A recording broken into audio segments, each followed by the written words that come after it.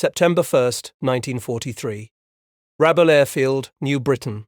Lieutenant Commander Saburo Sakai halted his hand above the intelligence report. His one good eye scanned the words, and he laughed out loud in the humid operations tent. The Americans had created a new fighter. It was as heavy as a bomber and as wide as a transport. They called it Hellcat. Our intelligence indicated it weighed double that of our Zero. This was just another failure in American design. Through the tent flaps, Sakai could see his squadron's A6M Zeros lined up neatly on the pierced steel planking. They were sleek, nimble, and deadly. For 2 years, these aircraft had ruled the skies over the Pacific. British Hurricanes, American P-40s, Dutch Brewster Buffalos, none had managed to withstand the might of the Zero's guns. This latest American attempt, the bloated Hellcat, would fail just like the rest. What Sakai didn't realize, what all the Japanese naval aviators at the morning briefing couldn't foresee, was that in exactly 30 days, this so-called failure would begin the systematic destruction of Japanese naval aviation. The F6F Hellcat would achieve a kill ratio of 19-1, taking down 5,223 enemy aircraft, while only losing 270 in the air. It would revolutionize carrier warfare, cripple Japanese air power, and show that the Zero's reign had been built on flawed assumptions. The principles of aerial supremacy were about to change thanks to an aircraft that looked wrong, flew heavily, and seemed to defy everything the Japanese had mastered. Within 6 months, the same pilots who were laughing at the intelligence reports would be penning final letters home, painfully aware that encountering Hellcats meant certain death. In September 1943, the confidence of the Japanese Navy was not arrogance. It was based on mathematics. Since December 7, 1941, the Imperial Japanese Naval Air Service had achieved astonishing victory ratios. At Pearl Harbor, they lost 29 aircraft but destroyed 347. In the Philippines, they suffered 7 losses against 103 destroyed. Over Darwin, they noted 2 losses compared to 30. The British Far East Fleet's air forces were obliterated, and the Dutch East Indies Air Force was wiped out in days. Dominating this aerial superiority was the Mitsubishi A6M0, a plane that had rewritten the rules of fighter aircraft design. When American engineers tested captured versions in 1942, they initially could not accept the impressive performance figures. A fighter that combines the range of a bomber, the agility of a biplane, and firepower capable of destroying anything in its path. It seemed like a dream. Warrant Officer Hiroyoshi Nishiwa, who later became Japan's ace of aces with 87 confirmed kills, wrote about the Zero in his diary. He said, "Flying the Zero feels like wearing wings. The aircraft responds to your thoughts, not just your controls. In contrast, American planes fly like trucks. They are powerful, but awkward. They design fighters the same way they make cars, heavy, overbuilt, and inefficient." The Zero achieved its remarkable performance through innovative design principles. It used extra super duralumin, a special aluminum alloy that made it 30% lighter than similar American models. There were no armor plates for the pilot. No self-sealing fuel tanks added unnecessary weight. Sometimes they even removed the radio to save more. Every ounce was sacrificed for performance. Japanese intelligence considered the first reports about the F6F Hellcat to be unworthy. These details reached them through neutral sources from Sweden in early 1943. They assumed the specifications might be exaggerated or even misleading. The Hellcat weighed 12,186 pounds when fully loaded. The Zero tipped the scales at only 5,800 pounds. The Hellcat had a wing area of 334 square feet, equipped with a drag-prone radial engine. It carried 2,400 rounds of ammunition, armor-plating bulletproof glass, and self-sealing tanks that could hold 250 gallons of fuel. Captain Minoru Genda, a tactical genius behind the Pearl Harbor plan, examined these specifications at Combined Fleet Headquarters. His analysis, kept in the Japanese Defense Archives, showed skepticism. He believed the Americans had not learned anything. This Hellcat was just a continuation of their flawed strategy, trying to make up for poor pilot skills with heavy machinery. A Zero would easily outmaneuver it. The math seemed to back up his view. The Zero had a wing loading of 22 pounds per square foot, giving it a turning radius of 612 feet. Meanwhile, the Hellcat's wing loading of 36.5 pounds per square foot indicated a turning radius of over 900 feet. In a turning dogfight, the foundation of all Japanese fighter tactics, the Hellcat would stand no chance. The first encounter happened on September 30th, 1943, near Marcus Island. Petty Officer First Class Yoshio Fukui was providing escort for a reconnaissance mission when he sighted them. 6 dark blue shapes were climbing from the southeast. His initial thought, written in his after-action report, was that they were B-25 bombers flying a strange course. Then they changed direction, and he recognized the distinctive silhouette, a single-engine aircraft remarkably large. The fuselage and wings seemed too short for the body. When Fukui first encountered the F6F type fighter, he noted his initial impression. The Americans had attached fighter guns to a torpedo bomber and were using standard tactics.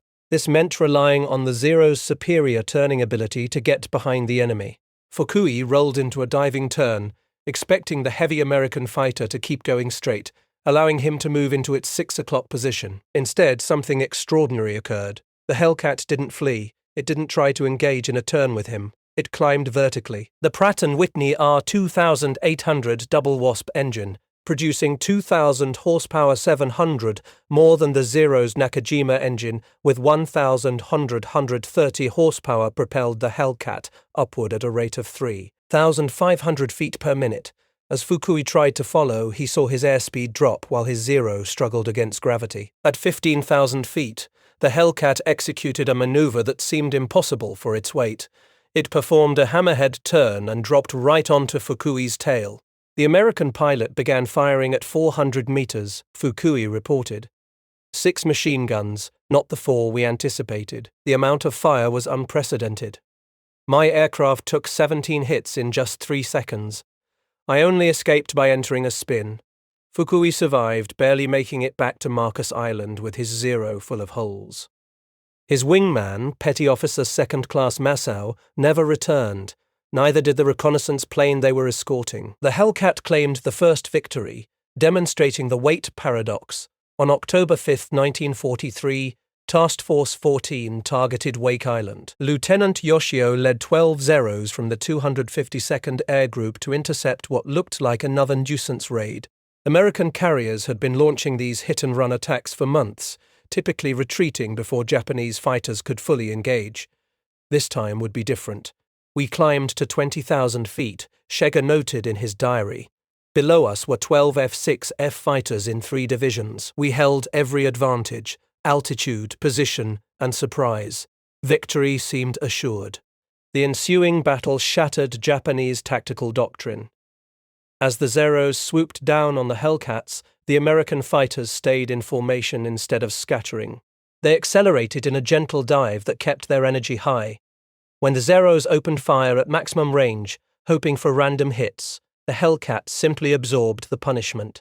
The armor of the Hellcat included 212 pounds of plate protecting the pilot. The Hellcat boasted an impressive oil system and self-sealing tanks that could absorb multiple hits. As the Zeros ran out of ammunition during their dive attacks, the Hellcats launched their counter-offensive. Rather than engage in dogfights, the Hellcats leveraged their weight as a weapon. Climbing with full power, they reached altitudes where the Zero's engine struggled for oxygen. At 25,000 feet, the Hellcat still generated 1,650 horsepower, while the Zero was reduced to just 900. They attacked us like hawks targeting sparrows, Shega noted. Their weight gave them a speed we couldn't compete with. They would dive, fire those 6 powerful guns, then climb away before we could respond. 8 Zeros were shot down and not a single Hellcat was lost. This marked the prophecy of the Marianas turkey shoot on November 11, 1943, at Rabol. The pilots of the 204th Air Group gathered to hear Lieutenant Commander Tao Tanemizu brief them on American tactics. With 32 victories under his belt, Tanemizu was one of the few who survived multiple engagements with Hellcats. He advised, "Forget everything you think you know about air combat. The Americans have changed the game. They don't fight our way anymore. They fight like executioners, not warriors." Tanemizu explained what Japanese pilots were gradually and dangerously discovering. The Hellcat was not built to outmaneuver the Zero. It was built to avoid the need for such maneuvering.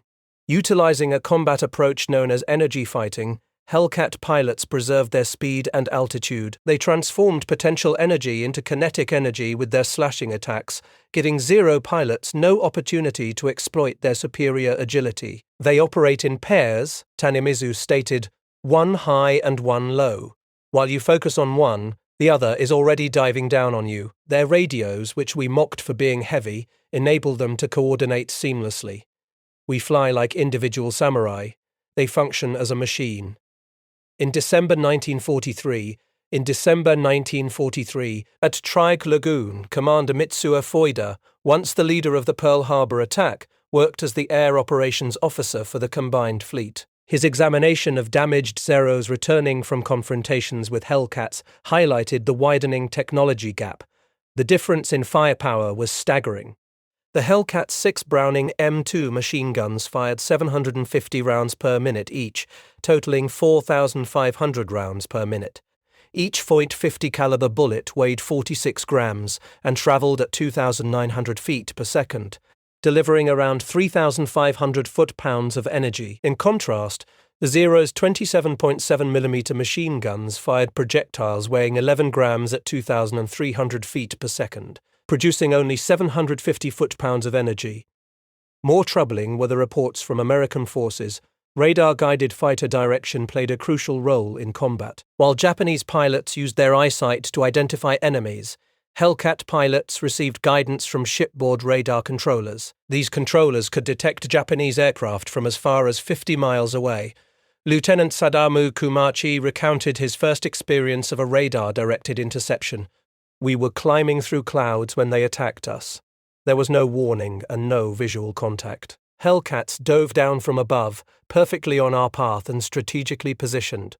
They knew our location, altitude, and course. We felt like blind men against those who could see in the dark.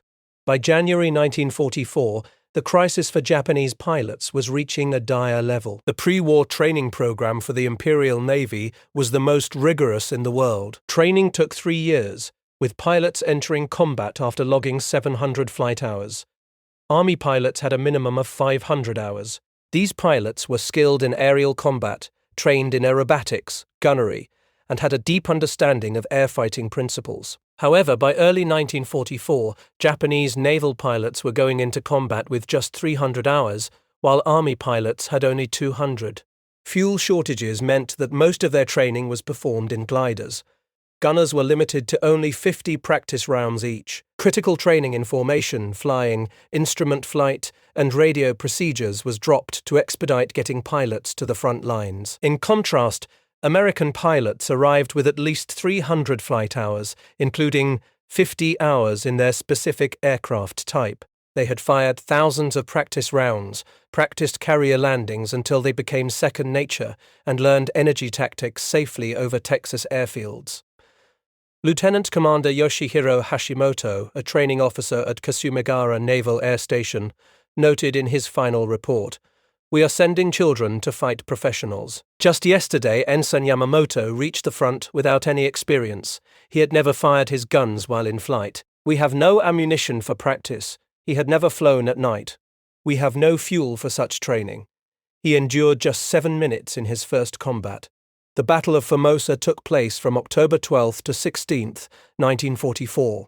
Vice Admiral Shigeru Fukuomi, commander of the 2nd Air Fleet, committed every available resource to halt the American carrier raids on Formosa. Over 700 aircraft, including the last trained pilots from the homeland's training squadrons, were deployed. The Japanese proclaimed a spectacular victory, claiming to have sunk 26 carriers and battleships and destroyed 300 aircraft.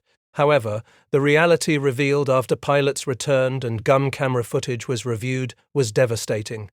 The actual American losses were just 89 aircraft. Japanese losses were staggering, totaling 329 aircraft, along with nearly all their skilled pilots. Lieutenant Sadaki Akamatsu, one of the few veterans who survived, vividly recounted the massacre in his memoirs. The Hellcats were positioned at every altitude. As the Japanese climbed, the Hellcats were above them. When they dove, the Hellcats were below. They had effectively divided the sky into sections, each controlled by a division. This was not a battle, it was methodical destruction. The Great Marianas Turkey Shoot took place on June 19, 1944, in the Philippine Sea. The Japanese Navy had mobilized its reformed carrier force for Operation Ago, aiming to eliminate American carrier power in the Pacific. They deployed 9 carriers, 450 aircraft, and their best remaining pilots. In contrast, Task Force 58 consisted of 15 carriers and 956 aircraft, including 450 F6F Hellcats. Admiral Jabaro Ozawa launched his attacks in 4 waves, confident that the skills of Japanese pilots and the Zero's range advantage would ensure victory. The first wave, comprising 69 aircraft, took off at 8:30 in the morning. American radar picked up the enemy 150 miles away. The Hellcats were perfectly positioned for interception. They enjoyed altitude advantages, with the sun at their backs approaching from the blind spots of the Japanese aircraft. Lieutenant Zenji Alba, who led the fighter escort, spotted the Hellcats just minutes before the fight began. They were stacked between 20,000 and 30,000 feet, with at least 60 aircraft waiting like a steel curtain. The engagement lasted only 12 minutes. Out of the 69 Japanese aircraft, 42 were shot down. Commander David McSell, the commander of Air Group 15, personally downed 7 planes that day. His wingman, Lieutenant Roy Rushing, shot down 6. McSell later stated, "The Zeros tried to maneuver with us, but we simply would not allow it. We would make a high-side run to take one down, then climb back to a higher altitude. The Zeros would try to follow, stall out, and another Hellcat would then finish them off." By the end of the day, the Japanese had lost 346 carrier aircraft and an additional 50 land-based aircraft.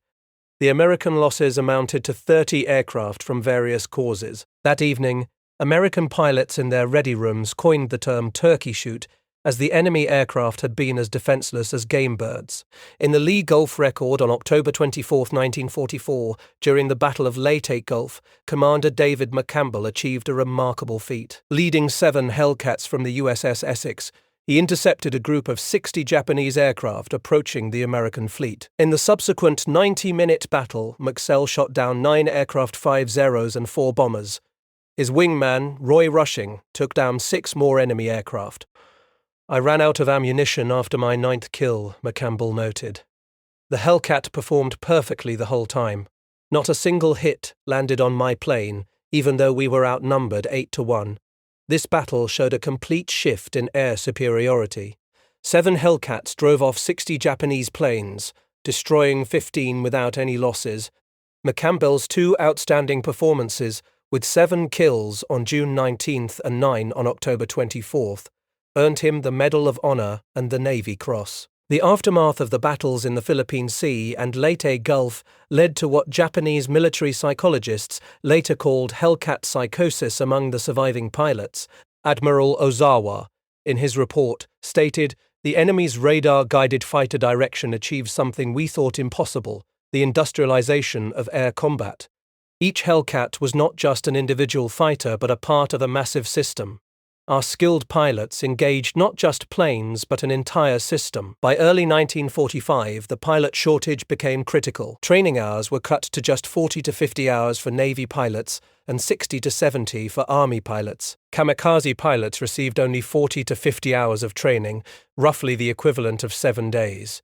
The Battle of Okinawa from April to June 1945 was part of Operation Iceberg. The Japanese launched 1,900 kamikaze sorties against the American fleet off Okinawa. The Hellcat evolved into not just a fighter, but a crucial defense against these desperate suicide attacks. Lieutenant Eugene Valencia, commanding his division of Hellcats, shot down 23 Japanese aircraft during the campaign. His innovative tactics with groups of 4 aircraft in coordinated attacks made traditional Japanese tactics deadly. "We developed what we called the mowing machine," Valencia explained. 4 Hellcats in a line, spaced 100 yards apart, would sweep through Japanese formations at high speed. Each pilot covered his own sector. We would make a pass, climb back up, and repeat. The statistics from the Okinawa campaign were striking. Hellcats completed over 38,000 combat sorties, claiming 2,351 victories compared to 249 losses, a ratio of 9.5 to 1. More importantly, they stopped about 80% of the kamikaze aircraft from hitting their targets. The technology gap by 1945 had become insurmountable. The F6F Hellcat featured upgrades that made it even more lethal. Water injection raised the power to 2,200 horsepower. It had zero-length rocket launchers, enhanced armor, and the K-14 computing gun sight that could automatically calculate deflection. Lieutenant Commander Saburo Sakai, Japan's legendary ace with 28 official victories, though some modern historians suggest closer to 15, faced Hellcats for the first time in June 1944. Despite his talent and experience, he nearly lost his life in that first encounter. In his autobiography, he wrote that he performed all his best acrobatics. He executed loops, rolls, and splits, every maneuver he had perfected after over 200 battles. The Hellcat followed him easily, almost casually. He survived only because the American pilot made a mistake. He forgot to release his drop tank before the fight. The cost of war was staggering. By the end of the conflict, the F6F Hellcat had destroyed 5,223 enemy aircraft in aerial combat. It lost 270 aircraft to enemy fighters and achieved a 19.3-to-1 kill ratio. The Hellcat produced 305 United States Navy aces and was responsible for 75% of all Navy air-to-air victories. The human toll for Japan was devastating. Of the 18,000 naval aviators who had started the conflict, fewer than 100 experienced combat pilots were left by August 1945. This led to the kamikaze strategy. The shift of Japanese naval aviation from an elite force to kamikaze operations was a clear acknowledgement of the Hellcat's dominance. Unable to compete in conventional warfare, Japan transformed its pilots into guided missiles. Vice Admiral Takejiro Onishi, the architect of the kamikaze program, explained it using blunt mathematics. A Zero attacking a carrier the traditional way had almost no chance of success. The Hellcats would take it down. But if a Zero became a bomb, the chance of hitting a target rose to 30%. The pilot would die either way, but as a kamikaze, their death would have significance. On October 25, 1944, Hiroyoshi Nishiawa escorted the first official kamikaze mission led by Lieutenant Yukio Seki and claimed his 86th and 87th victories by shooting down 2 F6F Hellcats. The following day, October 26, 1944, Nishiawa died as a passenger on a transport aircraft shot down by Hellcats from Fighter Squadron 14. Japan's greatest ace, powerless without a fighter, fell to the very aircraft he had briefly defeated. The final testimony came on August 15, 1945. Emperor Hirohito's surrender broadcast. At Atsugi Airfield, Captain Minoru Genda, who had regarded the Hellcat as clumsy and lacking finesse, listened to the Emperor's words. Around him were the remnants of Japanese naval aviation teenage pilots with just 40 hours of flight time, aircraft assembled from spare parts and empty fuel tanks. On that same day, NN Clarence Moore, of VF-31, flying from the USS Bellewood, shot down a Yokosuka D-4Y Judy dive bomber after 2 in the afternoon. This marked the final aerial victory of World War II. The Japanese pilot, seemingly unaware of the surrender, was approaching the American fleet when Moore intercepted him. 2 quick bursts from the Hellcat's 6 guns wrapped up the Pacific Air War. In September 1945, American forces occupied Atsugi Airfield, the first American aircraft to land 12 F6F Hellcats from the USS Yorktown arrived. Japanese pilots, mechanics, and ground crew gathered along the runway to see their adversary up close. American pilot Lieutenant Robert Vasu, an ace with 19 victories, showcased the Hellcat's abilities to the Japanese pilots. His casual aerobatics loops, rolls, and climbs would have damaged a Zero but left the Japanese speechless. "You have to understand," Vasu told them through an interpreter. "This isn't even pushing it. With water injection, it's 20% more powerful in combat. The plane can handle 13 Gs. I have never managed to break one." Japanese engineers examined the captured Hellcats after the war to assess American industrial dominance. The Pratt & Whitney R2800 engine had 2,840 precision machined parts, each interchangeable with any other engine of the same model. In contrast, the Nakajima Sakai required hand-fitting of parts, meaning no 2 engines were identical. Professor Jiro Horikoshi, the designer of the Zero, extensively studied the Hellcat after the war. His findings were sobering. We designed an aircraft for 1941. They developed an aircraft system for 1945.